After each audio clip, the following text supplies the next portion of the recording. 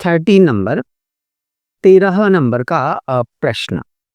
उसने लिखा है prepare the trading and profit in loss account and balance sheet. तीनों बनाने हैं। ठीक है, पहले हम इसमें टिक लगा लेते हैं कि कौन सी अमाउंट कहाँ कहाँ लिखी जानी है। ठीक है, कैश कैश बताओ कहाँ आता है। बोले सर कैश जो आता है वो सर बैलेंस शीट आता है। Opening stock trading, purchase trading, sales trading, wages trading, salary P&L, insurance P&L, bad debts P&L, drawing balance sheet, furniture balance sheet, bills receivable balance sheet, debtor balance sheet, building balance sheet. Credit side में आ जाए। Credit side में capital balance sheet, sales trading, purchase return trading, bills payable balance sheet, creditor balance sheet. ठीक है, नीचे adjustment के टिक लगा लें। एक तो शायद इंश्योरेंस में कोई एडजस्टमेंट है, तो इंश्योरेंस में जाकर 1 नंबर लिख लें हम। वेजेस में 2 नंबर का एडजस्टमेंट है, तो वेजेस में 2 नंबर लिख दें हम। बिल्डिंग में और फर्नीचर में 3 नंबर का एडजस्टमेंट है, तो बिल्डिंग में 3 नंबर और फर्नीचर में भी 3 नंबर। इसके बाद में डेटर में 4 नंबर, तो डेटर में 4 नंबर नोट कर दो। और क्लोजिंग स्टॉक अंदर से रिलेटेड होता नहीं है, तो इसका एडजस्टमेंट कोई मार्क नहीं कर पाएंगे। ठीक है भाई, हमने ये मार्क कर लिए हैं कि कौन सी अमाउंट कहाँ आना है। अब बनाते हैं हम इसके ट्रेडिंग P&L और बैलेंस शीट। जब आप इसके ट्रेडिंग P&L और बैलेंस शीट क्या कर रहे हैं, आप बनाने जा रहे हैं, तो आप एक बात का ध्यान रखिए कि आपको तीनों एक साथ बनाने हैं। ट्रेडिंग P&L और बैलेंस शीट तीनों एक साथ बनाने हैं। और एक साथ बनाने मतलब ऐसा नहीं कि एक ही बार में एक के नीचे एक बनाएंगे। ट्रेडिंग और P&L अलग पेज पे बनेगा, बैलेंस शीट आपका अलग पेज पे बनेगा। ट्रेडिंग P&L आप जो बनाएंगे वो लेफ्ट हैंड साइड वाले पेज पे बनाएंगे, balance sheet right hand side वाले पेज पे बनाएंगे। बैलेंस शीट के नाम जो लिखेंगे ना आप, वो थोड़ा सा नीचे से, यहाँ के नीचे से लिखिएगा, ताकि P&L में यदि कोई अमाउंट या एडजस्टमेंट की जगह कम पड़ती है तो हम यहाँ पर क्या कर सकें, नोट कर सकें। ठीक है, तो पहले एक काम करिए कि लेफ्ट हैंड साइड में ट्रेडिंग अकाउंट के कुछ अमाउंट आप कंटेंट लिख के रेडी कर लीजिए। बैलेंस शीट के कॉलम बनाने के बाद में उसमें कुछ लिख कर रेडी हो जाइए। जैसे डेबिट साइड में सबसे पहले आप नोट कर दीजिए यहाँ पर ओपनिंग स्टॉक, नीचे परचेस में से less purchases return. Credit side में सबसे पहले सेल्स, लेस सेल्स रिटर्न और क्लोजिंग स्टॉक। ये ट्रेडिंग के कंटेंट हो गए। बैलेंस शीट में आ जाइए। बैलेंस शीट में सबसे पहले capital, less drawing, add net profit. ये 3 नाम आपको यहाँ पर क्या करना है, इसी तरह से नोट कर देना है। जो आएगा उसको हम यहाँ पर लिख लेंगे, जो नहीं आएगा उसको हम क्या करेंगे, ऐसे ही डैश करके छोड़ देंगे। तो बैलेंस शीट में कितने नाम लिखना है आपको, बोले सर 3 नाम। ट्रेडिंग P&L में हमें कितने नाम लिखना है, बोले सर ट्रेडिंग और P&L में हमें जो लिखना है वो टोटल लिखना है 4 नाम। ठीक है, ट्रेडिंग P&L में टोटल हमें ये 4 नाम लिखने हैं। ठीक है, आप 6 भी बोल सकते हो। तो चलो हमने नाम लिख लिए। अब हमें क्या करना है, इसमें अमाउंट भरना स्टार्ट करना है। तो अमाउंट कैसे भरेंगे, सबसे पहले हमें जो अमाउंट जहां आ रही है वहां पर क्या करना है, नोट करना है। अभी एडजस्टमेंट नहीं करना है हमें, अभी एडजस्टमेंट नहीं करना है, अभी केवल अमाउंट उठाकर जहां आती है वहां पर नोट करना है। ट्रेडिंग में आती है ट्रेडिंग में नोट कर देंगे, P&L में आती है तो P&L में नोट कर देंगे, है ना। बैलेंस शीट में आती है तो बैलेंस शीट में नोट कर देंगे, बस नोट करना है हमें। ठीक, तो चलिए स्टार्ट करते हैं हम नोट करना। सबसे पहले हम देख पा रहे हैं कैश। सबसे पहले हम क्या देख पा रहे हैं, कैश। तो कैश कहाँ आता है? बोले सर कैश जो है वो बैलेंस शीट में आता है। यहाँ डेबिट में दिया है तो बैलेंस शीट में कहाँ आ जाएगा? क्रेडिट में आ जाएगा। अमाउंट कितना है? बोले सर 1500 रुपए है, तो ये 1500 रुपए हमने 1500 लिख दिया। कोई दिक्कत नहीं सर, अभी तक तो कोई भी दिक्कत नहीं। अगला है ओपनिंग स्टॉक। ओपनिंग स्टॉक जो आता है वो हमारा ट्रेडिंग में आता है, डेबिट में दिया है तो हम यहाँ भी कहाँ लिखेंगे? डेबिट में लिखेंगे। ठीक है, नेक्स्ट। अगला जो दिया है उसने, अब ओपनिंग स्टॉक हो गया आपका परचेज।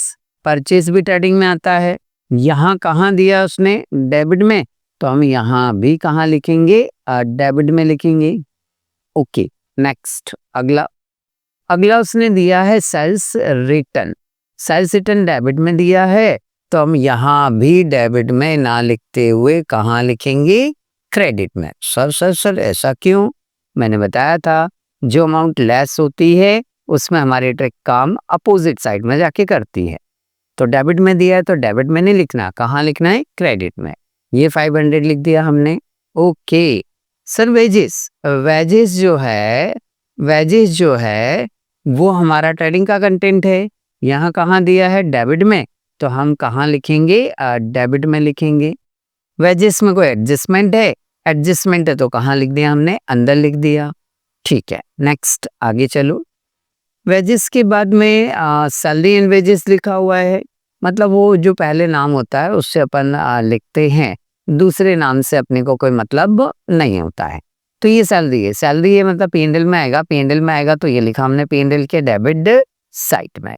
ओके, इंश्योरेंस ये भी P&L में आएगा तो ये P&L के डेबिट साइड में अंदर लिख दिया क्योंकि इसमें एक एडजस्टमेंट दिया हुआ है।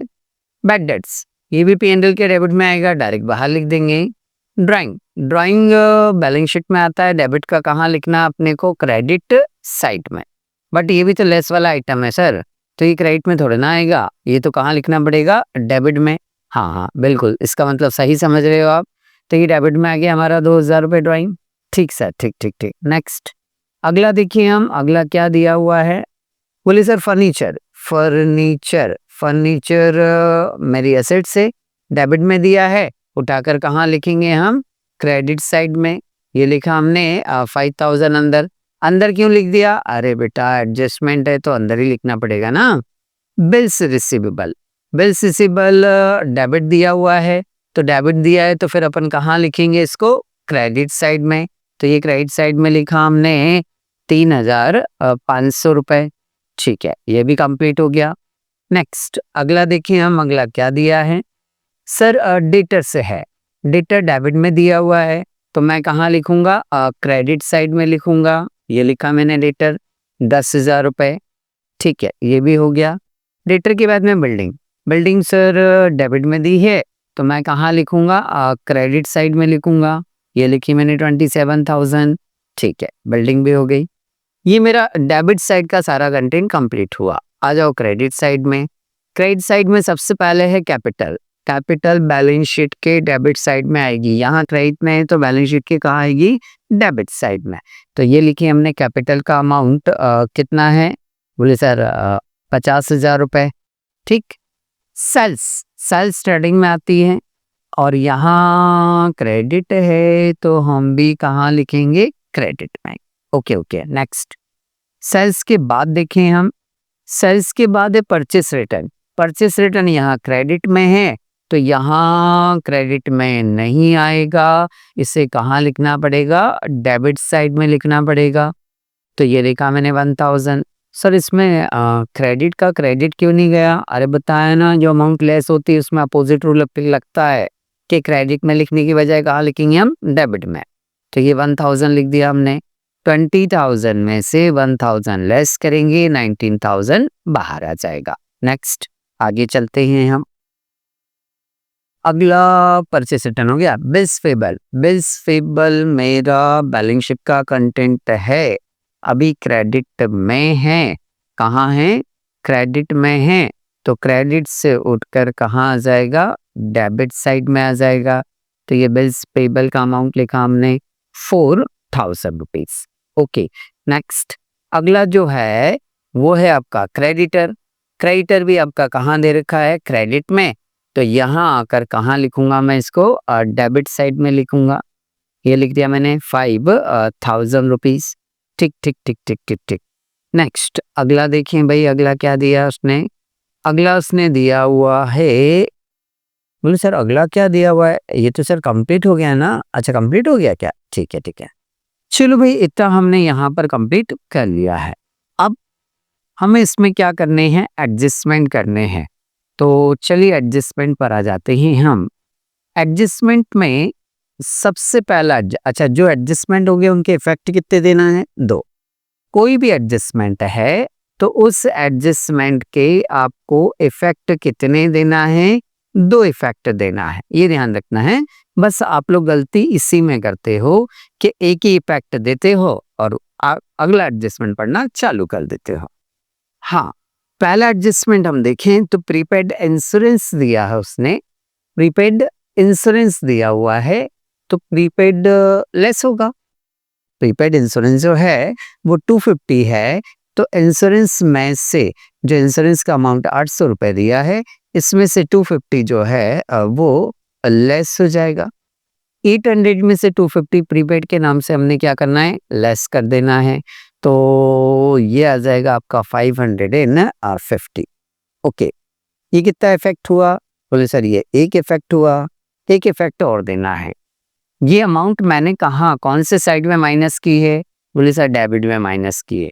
जो अमाउंट मैं डेबिट में माइनस कर रहा हूँ, जो अमाउंट मैं डेबिट में माइनस कर रहा हूँ वो अमाउंट बैलेंस शीट के क्रेडिट साइड में लिखाई थी। तो ये लिखा मैंने क्रेडिट साइड में, प्रीपेड इंश्योरेंस कितना, 250 रुपए। बताओ क्या 2 इफेक्ट हो गए प्रीपेड के, बोले हाँ सर 2 इफेक्ट हो गए। हमेशा ध्यान रखिए 2 इफेक्ट देंगे, कोई दिक्कत नहीं आएगी। ओके नेक्स्ट, वेजेस का 500 आउटस्टैंडिंग है, वेजेस का 500 आउटस्टैंडिंग है। वेजेस जो है वो आउटस्टैंडिंग है तो ऐड हो जाएगा, तो चलो ऐड कर देते हैं भाई। आउटस्टैंडिंग अमाउंट बताया उसने 500 रुपीज, जोड़ो जोड़ो जोड़ो, 1500 में 500 जोड़ेंगे तो टोटल 2000 बाहर आ जाएगा। ये आपने बाहर नोट कर दिया 2000। अब ये कितना इफेक्ट हुआ, बोले सर ये एक ही इफेक्ट हुआ है। अब मुझे एक इफेक्ट और देना है, तो एक इफेक्ट यहाँ हो गया। अब ये प्लस था तो प्लस का इफेक्ट अपन कहाँ देते हैं, बोले सर प्लस का इफेक्ट अपन डेबिट का प्लस डेबिट में ही आता है, तो यहाँ डेबिट साइड लिखेंगे आउटस्टैंडिंग वेजेस कितने रुपए, 500 रुपए। ये 500 रुपए लिखा। अच्छा देखो याद भी किया हमने कि आउटस्टैंडिंग को प्लस करते हैं और बैलेंस शीट के कहाँ लिखते हैं, लायबिलिटी साइड में। ठीक है नेक्स्ट, अगला चलिए हम, अगला उसने जो दिया है एडजस्टमेंट वो है बिल्डिंग पर और फर्नीचर पर 5% डेप्रिसिएशन लगाना है। पहले बिल्डिंग पर लगाऊंगा मैं, है ना, ठीक है सर, बिल्डिंग पर पहले लगा लो। बिल्डिंग पर जो लगाना है वो 5% लगाना है। तो बिल्डिंग हमारी कितने की है, 27,000 की, इसका हम 5% डेप निकालेंगे। तो 27,000 का हमें 5% क्या निकालना है, डेप्रिसिएशन। ठीक है, 27,000 का 5% इंटू 5 करेंगे, डिवाइडेड बाय क्या करेंगे, 100। 2 जीरो से 2 जीरो का आपने क्या कर दिया, कैंसल। 270 में हम 5 से क्या करेंगे, मल्टीप्लाई। 270 में 5 से जैसे आप मल्टीप्लाई करेंगे तो 535 की 5 हस लगी 3, 5 दूनी 10 3 13, 1350 रुपए हमारा क्या आ रहा है, डेप्रिसिएशन। ठीक है, तो बताओ डेप्रिसिएशन हम बिल्डिंग पे लगा रहे हैं तो बिल्डिंग की वैल्यू बढ़ेगी या कम होगी, सर कैसी बात करते हैं, डेप लगाने से सर बिल्डिंग की वैल्यू क्या होगी, सर कम होगी। ठीक है, तो ये 1350 रुपए हमने इसमें से क्या कर दिए, लेस। 27,000 में से बच्चों जल्दी से लेस करो 1350, ये कुछ 25,650 रुपए आ जाएगा। हाँ सर, तो बाहर कर दो 25,650 रुपए। नेक्स्ट, नहीं नेक्स्ट कहाँ से, अभी तो इसका एक ही इफेक्ट हुआ है, एक इफेक्ट और देना है अभी हमें। अच्छा सर, ये एक तरह से क्रेडिट में माइनस है, और यदि कोई अमाउंट क्रेडिट में माइनस है तो वो उठकर पी&एल के कहाँ आएगी सर? डेबिट साइड में आएगी। तो यहाँ लिखेंगे हम, क्या लिख देंगे? To depreciation on building. तो ये लिखा हमने, टू डेप्रिसिएशन ऑन बिल्डिंग। कितना अमाउंट लिखना है सर? 1350 रुपए।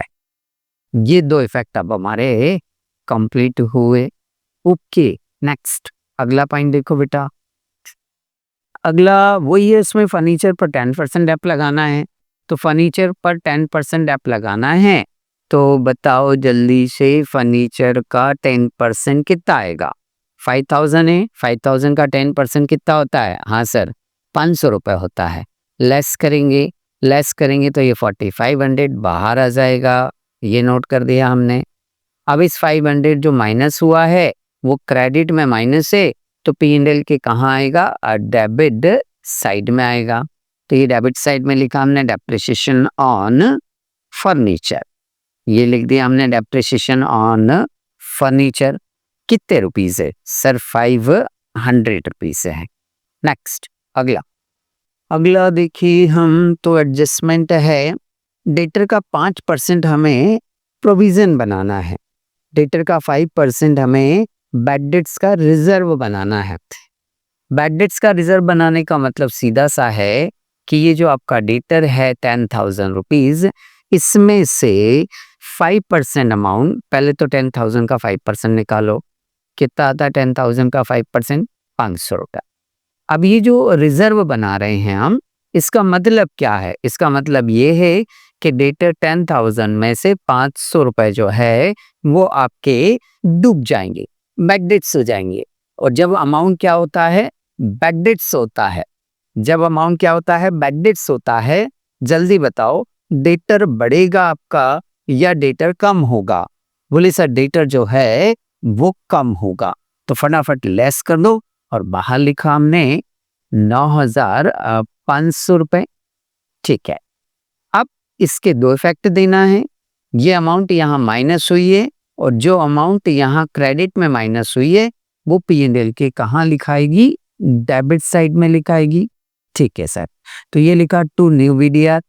10,000 का 5% हमने यहाँ निकाला, तो कितना आ गया? 500 रुपीज। देखिए कई लोग ये कहते हैं कि तीनों एक साथ बनाने में बहुत झंझट हो जाता है, बहुत हौच पौच हो जाता है, समझ नहीं आता है।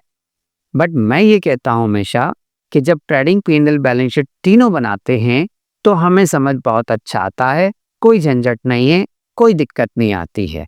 और जब एक एक करके बनाते हैं ना हम, तो फिर ज्यादा दिक्कत आती है, फिर आंसर नहीं मैच होता है। ठीक, चलिए नेक्स्ट अगला। अगला है क्लोजिंग स्टॉक 15,000। क्लोजिंग स्टॉक जो होता है वो और दो जगह आता है। एक तो ट्रेडिंग के क्रेडिट में आता है, एक तो ट्रेडिंग के कहाँ आता है? क्रेडिट में आता है। तो ये लिखा हमने यहाँ पर 15,000 रुपीज।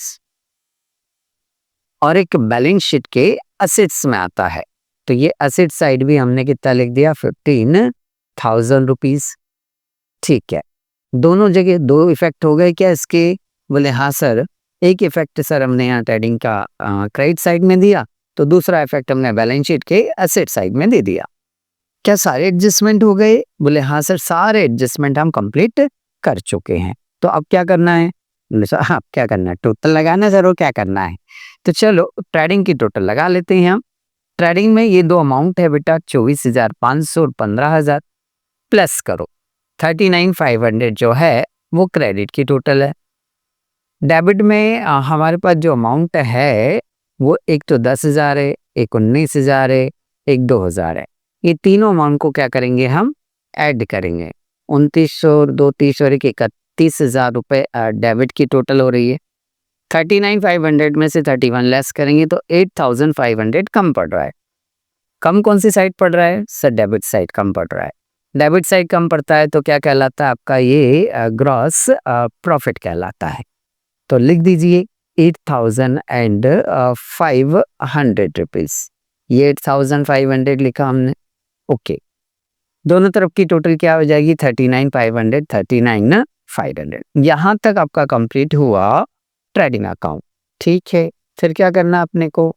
बोले सर ट्रेडिंग का जो आंसर होता है उसे प्रॉफिट एंड लॉस अकाउंट में क्या कर दिया जाता है? ट्रांसफर कर दिया जाता है।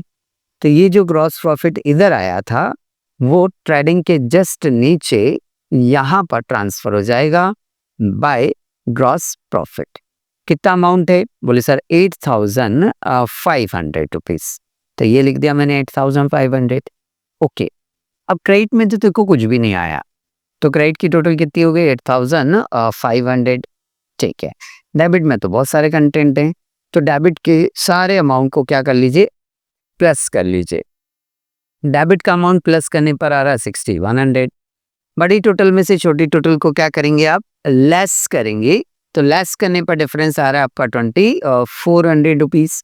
ये जो 2400 आ रहा है ये कहलाएगा आपका नेट प्रॉफिट। ठीक है, तो ये नेट प्रॉफिट लिख दिया मैंने, है ना। दोनों तरफ की टोटल कितनी हो जाएगी? 8500, 8500। ठीक है, अब मैंने क्या किया था कि ये जो ट्रेडिंग का आंसर आया था उसको पी&एल में ट्रांसफर करा था। हाँ करा था सर आपने। अब मेरा जो पी&एल का आंसर आ रहा है क्या वो बैलेंस शीट में ट्रांसफर होगा? बोले सर बिल्कुल होगा। तो ये जो नेट प्रॉफिट आप यहाँ लिखे हैं ना 2400 रुपए, इसे लेकर यहाँ पर कैपिटल में क्या करेंगे? हम ऐड कर देंगे। तो 2400 रुपए जो हमारा नेट प्रॉफिट है वो यहाँ आकर क्या हो जाएगा? ऐड हो जाएगा। कैपिटल हमारी कितनी थी? 50,000। ड्राइंग के 2000 हमने लेस किए, कितना आया? 48,000। 48,000 में से 2400 क्या करना आपको? प्लस करना है। तो प्लस कर दीजिए, ये हो गया आपका 50,400 रुपए।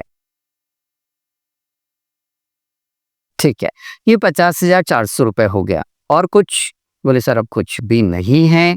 दोनों तरफ की क्या लगा लेंगे? हम टोटल लगा लेंगे।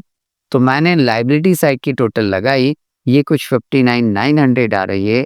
असेट साइड की टोटल लगाएंगे, ये 59,900 ही आएगी। तो इस तरह से दोनों तरफ की टोटल क्या हो गई?